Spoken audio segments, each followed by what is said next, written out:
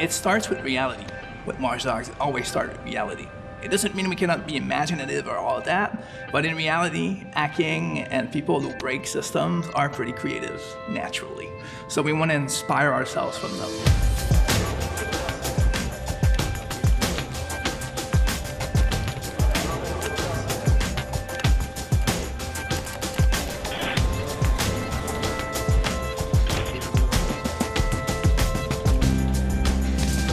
This is a big moment for us in production. Basically, all the parts of the game are colliding together for the first time. And for the past months, we've been able to play the game from beginning to end. So now we see how things are coming together, and you could almost say the game has a life of its own at this point. When you finish a game after almost 5 years, you need to sleep on it a little bit. Then afterwards, what's exciting is when you start really understanding what you tried to do with the first game. What went well, what went less good, and also what the players have said. So Watch Dogs was, first of all, a new IP, which is a big deal. It means that you start from almost nothing. I think the new idea in Watch Dogs 1 was to talk about an hyper-connected society, something that was becoming very important in our day-to-day lives. Chicago was one of the most surveilled cities in North America, so we talked a lot about cameras and surveillance and being watched. When you played Watch Dogs, you probably played something you never played before because the city was sort of alive. People were not just people walking around the street, but you could hack into their lives and you could exploit them, you could see their secrets, you could manipulate the city, the bridges and the steam pipes and the traffic lights. What we basically created with Watch Dogs 1 was a playground where everything was connected. So finally shipping the game. Well, a lot of people were happy and excited. We also got a lot of feedback, and we listened to that feedback. I personally spent months reading forums and reading all of the player feedbacks I could see on the web. We wanted to know what people felt and what they wanted to get from the game and what we could improve in the future. At that point, we knew we were going to make a Watch Dogs 2.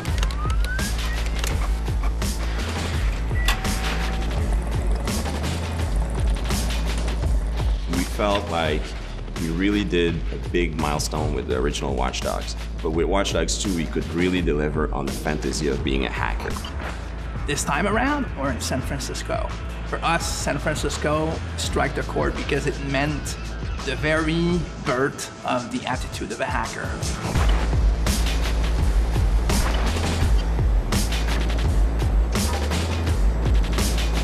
Shot here in San Francisco costs $350. Homes, smart houses are calibrated to anticipate your every need. You're listening to Rock the Grid.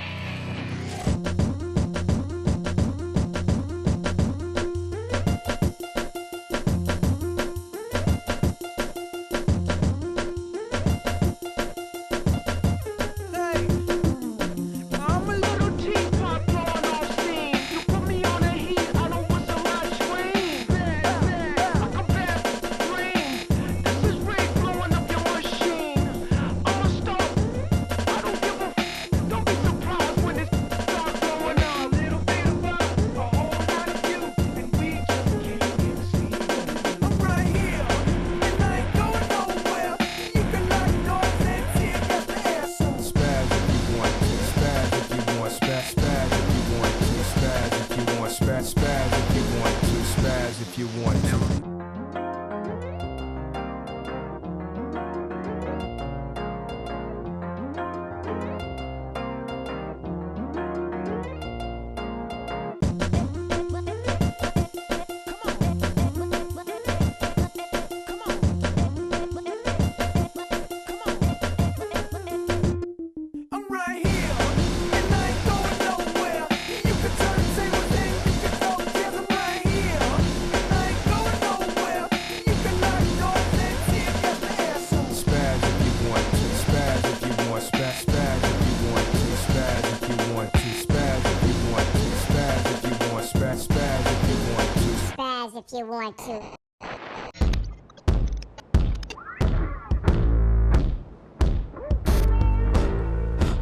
For this setting of Watch Dogs 2, we wanted to have a different vibe.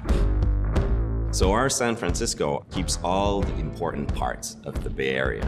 And there's a different feel, different vibe, a different look to all of the areas of our world.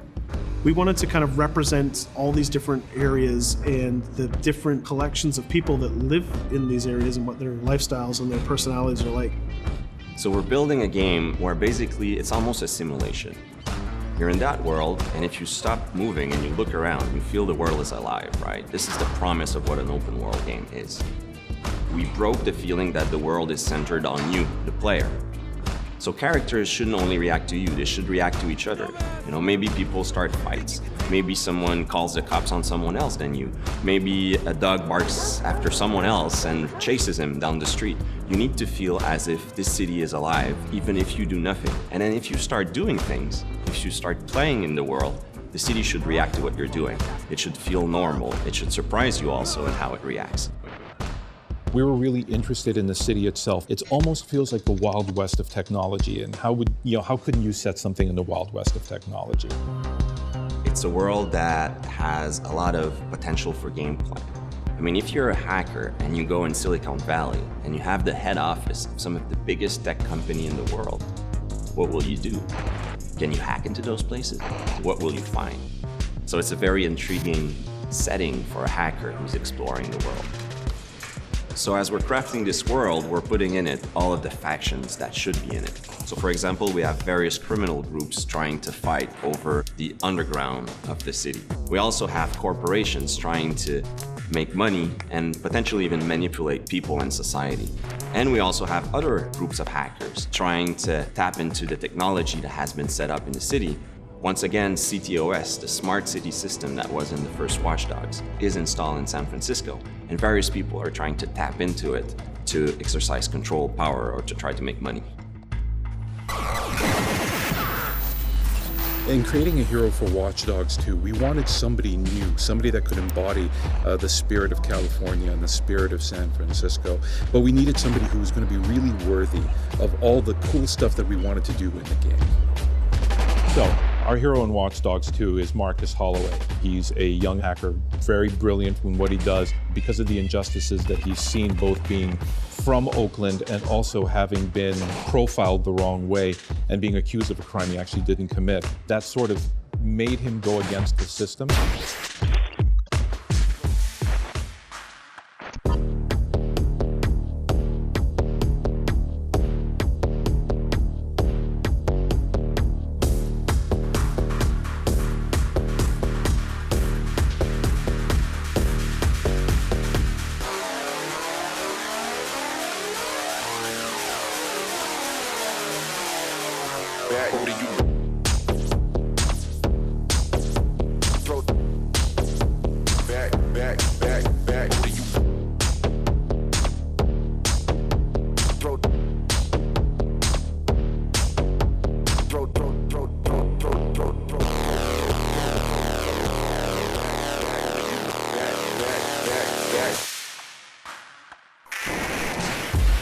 In terms of visual, we always try to create iconic attributes to the character so that he can be memorable and people want to play him, but still feels credible inside our world.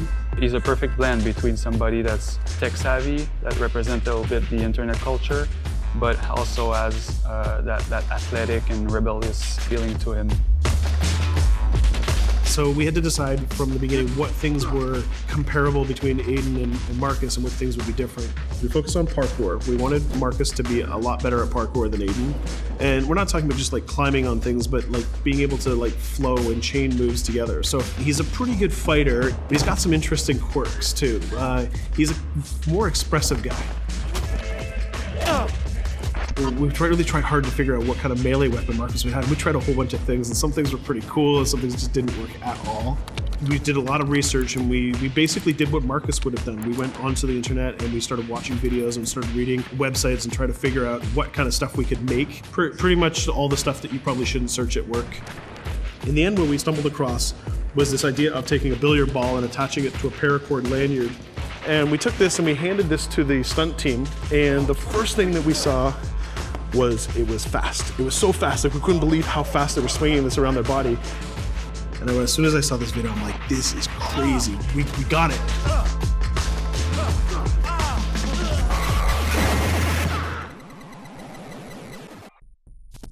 Citizens of the world, may we have your attention. When we say we want to make a game about hacking, really a hacker, it's a culture, but you can have various motivations. The motivation we're excited about was what we call hacktivism, people who want to impact society and have ideals to defend. So just in the background and in the fantasy of it, you're not a hacker in Watch Dogs 2. You're a DedSec hacker. You're a member of a community. And you're doing grand stuff and big exposure of important information to society because you're not alone and you're working with other people. The first thing that you have to do when you're talking about hackers is you kind of have to respect where they came from originally. Their messages sound very serious, but there's also a lulzy element to it, the way they have fun with what they're saying. We took that and we said, okay, so what if this is the sort of the spirit of DedSec and of our heroes? What if their spirit is still rooted in the trolling, it's a joke, we're gonna have fun with it, but they still have something important to say. The DedSec visual was really important for me because it represents everything that's cool about Watch Dogs. It's stylized, it's edgy, and it's raw, and it's underground, tapping into the horror genre, tapping into the internet culture with all the memes, and also all the visual language of the internet. So there are various characters, various people inside of DedSec. Some are a bit more violent, some have more ideals, some are maybe more intellectual, but they all have in common that they want to fight to preserve a sense of freedom. They don't want people to abuse tech to take control over people. But, you know, I'm not saying they are knights, you know. they are rebellious, they do their own things, their own way, and they want to have fun. That's also one thing, is, you know, a sense of freedom, but also a sense of fun through that group. We are DedSec. Join us.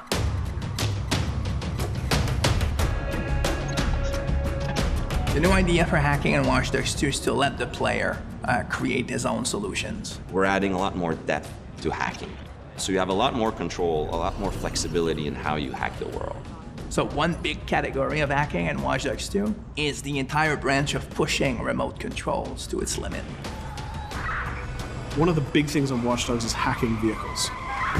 I think this is a real game changer because vehicles are everywhere in the world, and if you can hack into the drive system of a car, you can pretty much drive it wherever you want. So making sure if you see a forklift in the world, it shouldn't be a forklift. You can just like move the box up, down. You should, just like a camera, press a button and become that thing. One of the core things that we're doing is we're opening up the game with Watch Dogs 2. You can hack every character. You can hack every car in the game. And you can hack most of the electronics within the city. So that's a lot of potential targets for hacking. And that's not even counting your own tools. Well, in Watch Dogs 2, we brought in a lot more toys and things to play with because we wanted to embrace the maker culture. DedSec have these really interesting, intricate guns. They're built on a 3D printer. Basically the cutting edge technology of 3D printing, which is actually building it with metal. He's also got this really cool taser.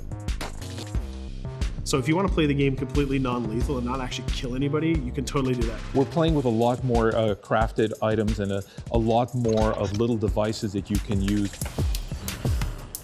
One of the things that people kind of like that we've done, they really like what we've done, is we've created toys for Marcus.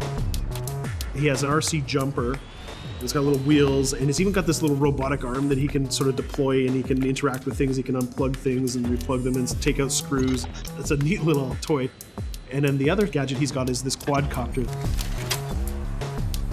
And it's more about scouting and being the eye in the sky. First person view on it is incredible because you're just zipping through the city. It feels like you're flying. Well, you are flying. Another branch, which is kind of connected to it, is the concept of manipulating people. In Watch Dogs 1, you could only hack the people that were marked as potential target. Now, you can target the person you want, and you can hack them in multiple ways. For example, I could hack one person and distract them, have their phone ringing so they look at their phone to create a distraction. Later on in the game, you'll also be able to do things we call mass hacking, which is, well, why only hack one if you can hack them all? There's one thing that I really believe about Watch Dogs players is that there is no Watch Dogs player. There are many types of Watch Dogs players. You should be deciding how you want to play the game. So that means you can play a mission full gun blazing, that's the way you like to play, full stealth, or through hacking only, project yourself in computers, take control of electronics, influence people, and try to get to your goal that way. We try to really support all players' types across all different styles of play, and also allow players to combine and mash these styles and play together too. If you've been playing a certain way for a while, we want the game to kind of challenge you to try different things, but also not force you into playing the game a certain way. We work to improve the driving, make it more accessible while keeping all the different styles of vehicles and adding a lot of physics and feel to all the vehicles. So we keep the depth, but have more accessibility. The team is super happy with the result we've had, and I hope gamers will be just as excited.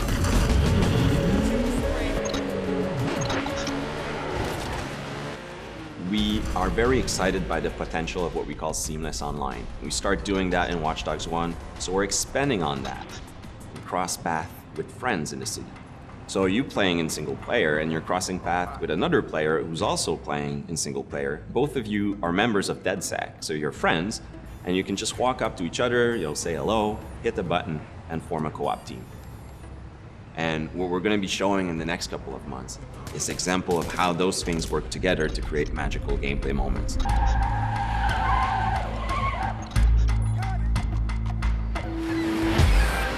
The city of San Francisco and the whole Bay Area is exciting. It's vast. You're going to find a ton of things to do that are unique to you.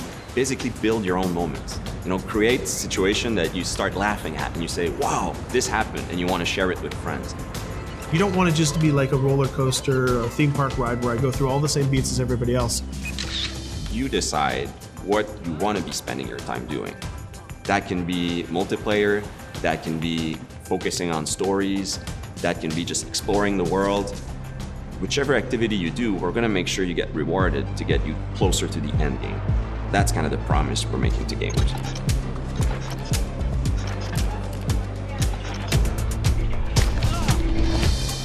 You always know it when something starts to click, it starts to work.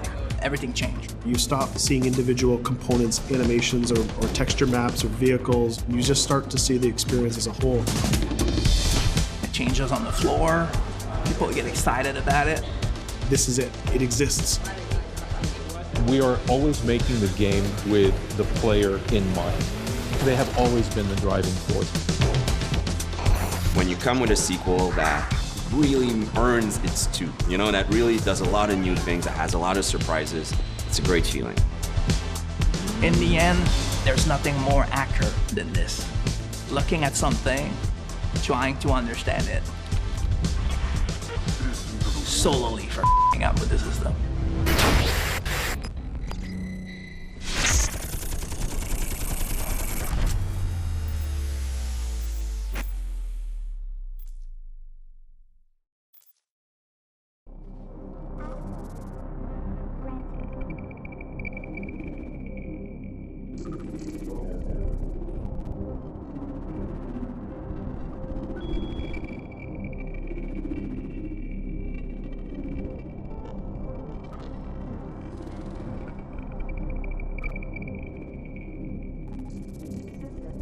Compromise.